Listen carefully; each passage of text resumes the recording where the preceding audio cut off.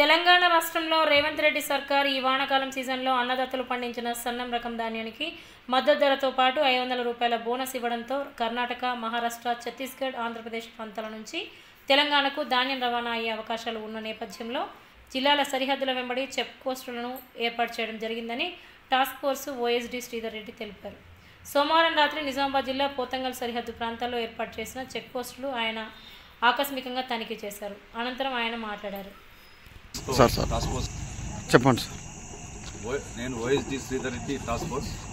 మా task force టీంతో ఈరోజు హైదరాబాద్ నుంచి ఇక్కడ Kamareddy, Nizamabad check post check చేస్తూ వస్తూ ఉన్నాం.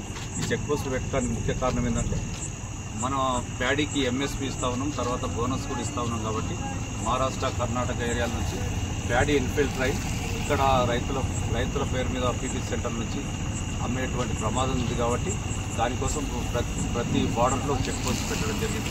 ఇక్కడ కూడా నిజామాబాద్లో కూడా పోతంగల్, సాలూరా రేంజర్ దగ్గర కూడా కందకూర్తి దగ్గర చెక్ పోస్ట్ పెట్టడం జరిగింది. దానిలో భాగంగానే చెక్ పోస్ట్ ఎలా పనిచేస్తున్నాయని వచ్చి సర్ప్రైజ్ చెక్ చేయడం జరిగింది. పర్లేదు, మా వాళ్ళు బాగానే చెక్ చేస్తున్నారు. ఇంకా ఇద్దరు ఏఆర్ వాళ్ళు రావాల్సినది, వాళ్ళు రాలేదు. సిబి గారికి మాట్లాడి ఏఆర్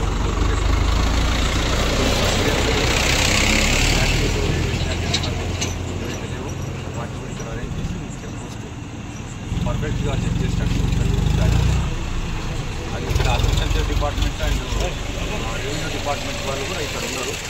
వాళ్ళు కూడా ఈ చెక్ పోస్ట్లో భాగమై ఉన్నారు.